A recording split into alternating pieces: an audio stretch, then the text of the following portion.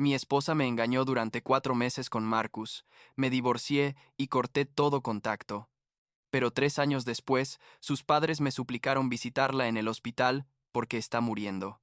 Lo que hice los dejó sin palabras.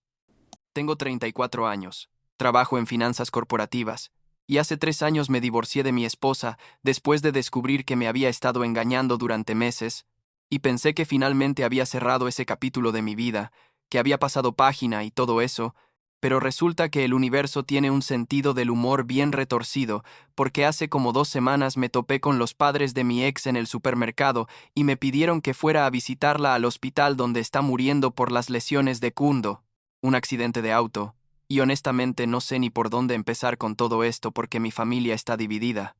Algunos dicen que soy un monstruo sin corazón, y otros que hice bien en mantenerme firme. Así que supongo que necesito contar toda la historia desde el principio para que tenga sentido. Melissa y yo nos conocimos cuando teníamos como 20 años. Éramos compañeros en la universidad, estudiábamos carreras diferentes, pero teníamos amigos en común, y básicamente nos la pasábamos en las mismas fiestas y eventos. Estuvimos juntos 7 años antes de casarnos. O sea, prácticamente crecimos juntos como pareja, ¿me explico? Cuando nos casamos, yo tenía 29 y ella 27. Y todo parecía perfecto. Tipo éramos esa pareja que todos nuestros amigos veían y decían, ojalá tener algo así. Llevábamos 2 años de casados cuando todo se fue al carajo. Literalmente habíamos empezado a planear tener hijos. Estábamos viendo casas más grandes en mejores vecindarios. Yo acababa de recibir un ascenso importante en el trabajo y ella estaba feliz en su puesto como diseñadora gráfica para una agencia mediana. La verdad pensé que estábamos construyendo algo sólido, algo que iba a durar toda la vida, ya sabes, el sueño americano y toda esa mierda. Pero mirando hacia atrás debí haber visto las señales, aunque supongo que uno nunca quiere ver lo que no quiere ver. Melissa empezó a llegar tarde del trabajo con más frecuencia. Tipo antes llegaba a las 6 o 7, y de repente eran las 9, las 10 de la noche. Me decía que tenían proyectos con fechas límite apretadas, que su jefe era un desastre organizando el tiempo, cosas que sonaban razonables en ese momento. También empezó a estar más pegada a su teléfono, lo llevaba al baño, lo ponía boca abajo en la mesa, se ponía nerviosa si yo me acercaba cuando estaba escribiendo mensajes. Cuando le preguntaba me decía que era drama del trabajo o problemas de sus amigas, y yo como idiota le creía porque confiaba en ella completamente, porque nunca había tenido razones para dudar. La forma en que me enteré fue probablemente la más cliché de todas. Casi da risa de lo predecible que suena. Estábamos un sábado por la mañana. Ella estaba en la ducha, y su teléfono empezó a sonar en la mesita de noche. Normalmente no hubiera ni volteado a ver, pero ese día por alguna razón lo hice, y vi el nombre Marcus en la pantalla con un mensaje que decía algo como no puedo dejar de pensar en anoche, y ahí mi cerebro como que hizo clic, ¿sabes? Todas esas llegadas tarde, todas esas excusas, todo empezó a encajar de una forma horrible. Agarré su teléfono, tipo mis manos estaban temblando y sentía como si fuera a vomitar. Desbloqueé la pantalla porque conocía su contraseña. Éramos ese tipo de pareja que supuestamente no tenía secretos, y abrí la conversación con Marcus. No voy a entrar en todos los detalles de lo que leí, porque honestamente fue demasiado, pero básicamente llevaban como 4 meses viéndose, tenían encuentros en su departamento cuando yo pensaba que ella estaba trabajando hasta tarde, habían ido juntos a un hotel en las afueras de la ciudad un fin de semana que ella supuestamente había ido a visitar a una amiga de la universidad. Los mensajes eran explícitos, íntimos, el tipo de cosas que uno le dice a alguien cuando está enamorado o al menos muy metido en algo. Lo peor no era ni siquiera el aspecto sexual. Era leer cosas como te extraño, o no puedo esperar a verte, o desearía poder quedarme contigo toda la noche, porque eso significaba que no era solo sexo casual, era una relación completa paralela a nuestro matrimonio. Cuando Melissa salió de la ducha, yo estaba sentado en la cama con su teléfono en la mano. Me vio, y su cara se puso completamente blanca. Literal parecía que había visto un fantasma. Me preguntó qué estaba haciendo con su teléfono, y yo solo le dije, ¿quién es Marcus? Así de simple. Intentó negarlo primero. Me dijo que era un compañero de trabajo y que los mensajes eran sacados de contexto, pero yo ya había leído suficiente como para saber que eso era mentira. Le mostré algunos de los mensajes más comprometedores, y ella básicamente se derrumbó. Empezó a llorar y a pedirme perdón. Me dijo que había sido un error horrible, que ella me amaba a mí, que Marcus no significaba nada, todas las frases típicas que dice la gente cuando la atrapan haciendo algo imperdonable. Recuerdo que me quedé ahí sentado sin decir nada por lo que pareció una eternidad, solo mirándola llorar y suplicar. Una parte de mí quería gritarle, otra parte quería llorar también, pero lo que más sentía era como un vacío extraño en el pecho, tipo como si algo se hubiera roto dentro de mí y no supiera cómo arreglarlo o si siquiera quería arreglarlo. Le pregunté cuántas veces habían estado juntos, dónde, cuándo, si alguna vez había pensado en mí mientras estaba con él. Melissa me contestó algunas cosas, pero básicamente solo lloraba más y decía que lo sentía mucho, que haría lo que fuera para arreglarlo. Lo que siguió fueron como 2 semanas horribles, donde ella intentaba demostrarme que podíamos salvar el matrimonio, y yo básicamente ya había decidido que no quería intentarlo, pero no sabía cómo decírselo, o tal vez una parte de mí todavía. Tenía esperanza, aunque no quisiera admitirlo.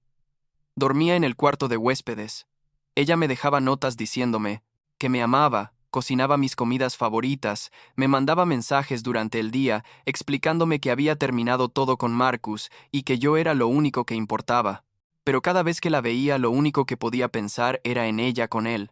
En todas las veces que me había mentido, en todas las noches que había llegado tarde oliendo a perfume fresco como si acabara de bañarse en otro lado. Al final, hablé con un abogado y empecé el proceso de divorcio. Teníamos un acuerdo prenupcial que básicamente protegía los bienes que cada uno había traído al matrimonio y dividía equitativamente lo que habíamos adquirido juntos, así que legalmente fue relativamente simple, aunque emocionalmente fue un desastre. Melissa intentó convencerme hasta el último momento de que no lo hiciera. Sus padres Nancy y Charles también me llamaron varias veces pidiéndome que le diera otra oportunidad, que todos cometemos errores, que el matrimonio requiere trabajo y perdón. Les dije que respetaba su posición como padres de ella, pero que mi decisión estaba tomada, que no iba a vivir el resto de mi vida preguntándome si mi esposa estaba siendo fiel o no. El divorcio se finalizó como 6 meses, después de que descubrí la infidelidad. Yo me quedé con nuestro departamento porque técnicamente lo había comprado yo antes de casarnos, aunque habíamos vivido ahí juntos.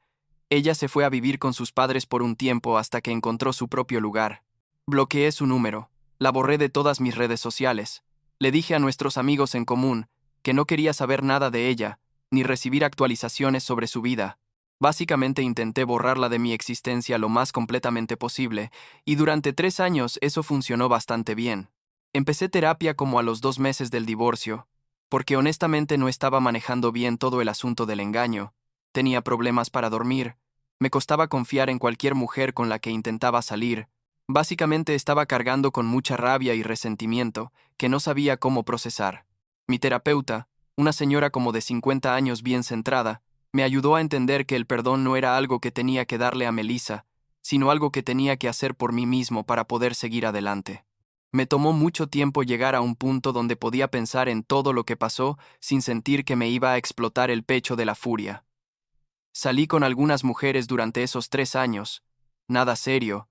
Un par de relaciones que duraron algunos meses, pero nunca llegaron a nada profundo, porque francamente todavía estaba trabajando en mí mismo y no estaba listo para volver a comprometerme con alguien.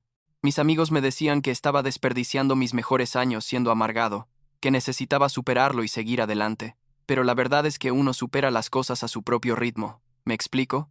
No es como un interruptor que puedes prender y apagar cuando te conviene. Total que hace como 2 semanas estaba en el supermercado un martes por la noche, tipo a las 9 porque había salido tarde del trabajo y necesitaba comprar algunas cosas básicas, y mientras estaba en el pasillo de cereales, veo a Nancy y Charles, los padres de Melissa.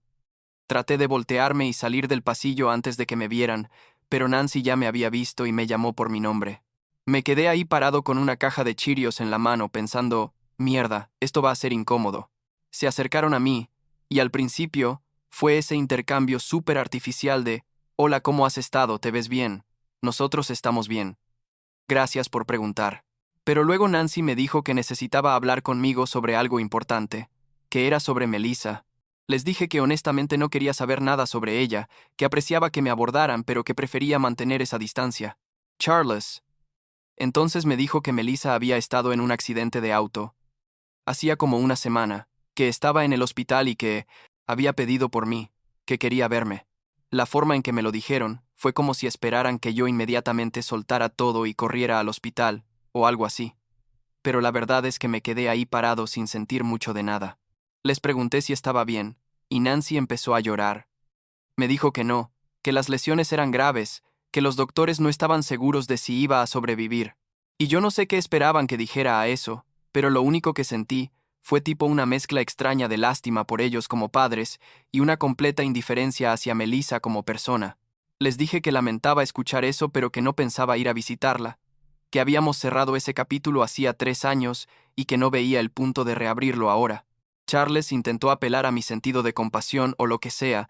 Me dijo que independientemente de lo que había pasado entre Melissa y yo, ella había sido mi esposa, que habíamos compartido años de nuestra vida juntos, que merecía al menos una visita. Y ahí fue donde básicamente exploté. Les dije que Melissa había destruido nuestro matrimonio con sus decisiones, que yo no le debía nada, que si quería paz o cierre, o lo que sea debería haberlo pensado antes de meterse en la cama con otro tipo.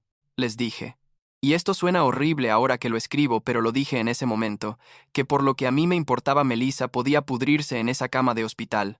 Nancy se puso histérica. Empezó a gritarme que era un hombre cruel y sin corazón, que cómo podía ser tan frío con alguien que estaba muriendo, que ella siempre había pensado que yo era una buena persona, pero que claramente se había equivocado. Charles trató de calmarla, pero él también estaba obviamente enojado. Me dijo que algún día entendería lo que es el perdón verdadero, y que esperaba que nunca tuviera que enfrentar el mismo tipo de frialdad que yo estaba mostrando. Dejé el carrito de compras ahí mismo en el pasillo y me fui del supermercado. Me subí a mi auto y me quedé sentado en el estacionamiento por como media hora, tratando de procesar lo que acababa de pasar. Pensé que ahí terminaría todo, pero resulta que Nancy y Charles decidieron contactar a mi familia para presionarme a que fuera a ver a Melissa. Mi hermana Rebecca me llamó al día siguiente y me dijo que los padres de Melissa la habían contactado, que le habían contado sobre el accidente y sobre mi negativa a visitarla. Rebecca intentó convencerme de que debería reconsiderarlo, no por Melissa sino por mí mismo, para tener cierre o algo así. Le expliqué que yo ya tenía todo el cierre que necesitaba, que había trabajado ese asunto en terapia durante años y que volver a ver a Melissa no iba a cambiar nada. Pero Rebecca insistió. Me dijo que entendía por qué estaba enojado, pero que el perdón era importante, que guardar rencor solo me hacía daño a mí mismo. Básicamente, todo el discurso que uno escucha, cuando la gente quiere que hagas algo que no quieres hacer. Le dije que yo había perdonado a Melissa en el sentido de que ya no cargaba con odio hacia ella, pero que perdonar no significaba que tenía que estar presente en su vida o en su muerte.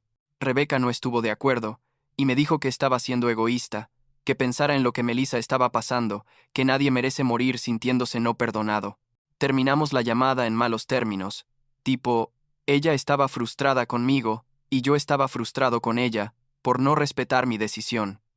Lo que realmente empeoró todo fue cuando mis padres se metieron en el asunto. Mi papá Joseph me llamó un día después y me pidió que fuéramos a tomar un café. Fuimos a una cafetería cerca de su casa y básicamente me dio este discurso largo sobre el perdón y la compasión. Pero entonces soltó algo que yo no sabía. Me dijo que mi mamá Dorothy lo había engañado hace como 20 años. Cuando yo tenía tipo 14 años, que ella había tenido una aventura con un compañero de trabajo que duró varios meses. Yo me quedé ahí sentado sin poder creerlo, tipo procesando esta información sobre mis padres que nunca había sabido. Mi papá me explicó que él había perdonado a mi mamá, que habían trabajado en su matrimonio con terapia de pareja y que habían logrado reconstruir su relación. Me dijo que él entendía mi dolor, pero que yo debería considerar ser más compasivo con Melissa, especialmente ahora que estaba en una situación tan vulnerable. Y ahí fue donde yo exploté con él. Le dije que su situación y la mía eran completamente diferentes, que él había elegido perdonar y quedarse con mamá, y yo había elegido no perdonar y divorciarme de Melissa, y que ambas decisiones eran válidas. Le pregunté si esperaba que yo siguiera su ejemplo solo porque él lo había hecho así, si pensaba que su forma de manejar la infidelidad era la única correcta. Mi papá se puso a la defensiva y me dijo que solo estaba tratando de ayudarme a ver las cosas desde otra perspectiva, pero yo estaba demasiado enojado como para escucharlo razonablemente. Le dije que me parecía hipócrita que nunca me hubiera contado sobre la infidelidad de mamá, pero que ahora la usara como justificación para presionarme a hacer algo que yo no quería hacer. Nos fuimos de esa cafetería sin haber resuelto nada, y desde entonces las cosas han estado tensas entre nosotros. Mi mamá me llamó esa misma noche. Tipo, yo ya sabía que mi papá le había contado sobre nuestra conversación. Esperaba que ella también intentara convencerme de ir a ver a Melissa, pero sorpresivamente me dijo que apoyaba mi decisión, que ella entendía por qué yo había elegido el divorcio en lugar del perdón y que no todos los matrimonios o situaciones son iguales. Me explicó que ella y mi papá habían logrado superar su crisis porque ambos querían hacerlo, porque ella había hecho un esfuerzo genuino por cambiar y reconstruir la confianza, y porque mi papá había estado dispuesto a darle esa oportunidad. Me dijo que en mi caso, yo no había querido darle esa oportunidad a Melissa, y que eso estaba completamente bien, que era mi decisión, y nadie tenía derecho a juzgarme por ella. Fue raro escuchar a mi mamá admitir su infidelidad así de directamente, tipo toda mi imagen de mis padres como esta pareja perfecta se había desmoronado en 2 conversaciones. Pero también me hizo sentir validado de alguna forma, porque ella entendía ambos lados de la situación, tanto el de la persona que engaña como el de la persona engañada, y aún así apoyaba mi decisión de mantenerme alejado de Melissa. Pasó como una semana más, y yo pensé que todo el drama había terminado, que Nancy y Charles se habían rendido con sus intentos de hacerme cambiar de opinión. Pero entonces, recibí un mensaje de texto de un número que no reconocía, pero que resultó ser el nuevo número de Melissa. El mensaje decía algo como: Andrew, sé que no quieres hablar conmigo, pero necesito decirte algo antes de que sea demasiado tarde. Por favor, dame 5 minutos de tu tiempo. Lo leí y lo dejé en visto. No respondí ni pensaba hacerlo. Pero esa noche mi mamá me llamó y me dijo que había hablado con Nancy, que básicamente Melissa se estaba muriendo, que los doctores le habían dado tal vez una semana más de vida, que las lesiones internas del accidente habían sido demasiado severas y que su cuerpo estaba fallando. Mi mamá me dijo que ella seguía apoyando cualquier decisión que yo tomara, pero que quería asegurarse de que yo supiera toda la información antes de decidir, porque esta era probablemente mi última oportunidad de ver a Melissa si es que quería hacerlo. Esa noche no pude dormir. Me quedé despierto hasta las 2 de la mañana dándole vueltas a todo en mi cabeza. Una parte de mí seguía pensando que no le debía nada a Melissa, que ella había hecho su cama y ahora tenía que acostarse en ella, por así decirlo. Pero otra parte de mí, probablemente la parte que mi terapeuta había trabajado tanto en desarrollar, me decía que tal vez ir a verla no era por ella, sino por mí, para cerrar de verdad ese capítulo sin preguntas, sin responder o asuntos pendientes. A las 2:30 de la mañana me levanté, me vestí, agarré las llaves de mi auto y manejé hasta el hospital donde estaba Melissa. El hospital quedaba como a 45 minutos de mi casa, y todo el camino estuve debatiendo si darme la vuelta o no. Llegué al estacionamiento y me quedé sentado en mi auto por otros 30 minutos, literalmente sentado ahí viendo el edificio del hospital y preguntándome qué demonios estaba haciendo. Finalmente entré. Pregunté en recepción por el cuarto de Melissa. Me dieron un pase de visitante y subí al 3er piso. Caminé por ese pasillo de hospital que huele a desinfectante y enfermedad, y me paré frente a la puerta de su cuarto. Toqué suavemente, y escuché una voz débil que decía adelante. Abrí la puerta, y ahí estaba Melissa, conectada a un montón de máquinas, con la cara pálida y demacrada, básicamente irreconocible de la mujer con la que me había casado hace años. Nos miramos por lo que pareció una eternidad sin decir nada. Ella empezó a llorar y me dijo: Gracias por venir. No pensé que lo harías. Yo me quedé parado junto a la puerta sin saber qué hacer con las manos o dónde mirar. Le pregunté cómo estaba y ella se rió un poco, una risa amarga, y me dijo que obviamente no muy bien. Le dije que había escuchado sobre el accidente y que lamentaba que estuviera pasando por esto, y era verdad, o sea, no le deseaba mal a nadie aunque esa persona me hubiera lastimado. Melissa entonces me dijo que sabía que no tenía derecho a pedirme nada, pero que necesitaba disculparse conmigo cara a cara, que había cargado con la culpa de lo que me hizo durante 3 años, y que no quería morir sin haberme dicho que lo sentía de verdad. Me explicó que había estado en terapia también, que había trabajado en entender por qué había engañado, que no había sido por falta de amor hacia mí, sino por sus propios problemas de inseguridad y búsqueda de validación externa. Me dijo que sabía que eso no justificaba nada, pero que quería que yo supiera que ella había cambiado, que se había convertido en una mejor persona, aunque ya fuera demasiado tarde para demostrármelo. Le dije que apreciaba su disculpa, que honestamente no la odiaba ni le guardaba rencor como antes, pero que tampoco podía decirle que la perdonaba en el sentido de olvidar lo que pasó o pretender que nunca sucedió. Le expliqué que lo que hizo cambió fundamentalmente la forma en que yo veía las relaciones y la confianza, que me había costado años de terapia llegar a un punto donde podía siquiera considerar volver a comprometerme con alguien. Melissa asintió y me dijo que lo entendía, que no esperaba mi perdón, pero que necesitaba saber que yo sabía cuánto lamentaba haberme lastimado. Hablamos por otros 10 minutos sobre cosas más superficiales, sobre cómo había sido mi vida estos 3 años, sobre su trabajo y sus amigos. Fue extrañamente normal, considerando las circunstancias. Tipo como si estuviéramos poniéndonos al día como viejos conocidos en lugar de como ex esposos con una historia complicada. Cuando me levanté para irme, Melissa me dijo, «Gracias otra vez», que significaba mucho para ella que hubiera venido. Le dije que cuidara de sí misma, aunque los dos sabíamos que eso no iba a pasar, y salí de ese cuarto. Melissa murió 4 días después de esa visita. Mi mamá me llamó para decirme que Nancy la había contactado para informarle. No fui al funeral. Le mandé flores y una nota a Nancy y Charles expresando mis condolencias, pero mantuve mi distancia. Algunos de mis familiares pensaron que eso fue frío. Otros entendieron que yo necesitaba mantener esos límites, incluso después de su muerte. La verdad es que no sé si hice lo correcto visitándola en el hospital. Una parte de mí piensa que fue bueno darle ese cierre tanto a ella como a mí mismo, pero otra parte piensa que simplemente cedí a la presión familiar y social. Lo que sí sé es que después de esa visita, sentí como si un peso que no sabía que estaba cargando se hubiera levantado, tipo como si finalmente pudiera pensar en todo ese capítulo de mi vida sin sentir esa mezcla horrible de rabia y traición que sentía antes. Han pasado como 2 semanas desde el funeral y las cosas con mi familia están volviendo a la normalidad lentamente. Mi papá y yo todavía no hemos tenido una conversación real sobre todo el asunto de la infidelidad de mi mamá y cómo eso afectó su perspectiva sobre mi situación, pero supongo que eso es algo que tendremos que trabajar eventualmente. Rebeca me llamó hace unos días y me dijo que estaba orgullosa de mí por haber ido a ver a Melissa, a pesar de lo difícil que debió haber sido, y yo le dije que honestamente todavía no estaba seguro de si había hecho bien.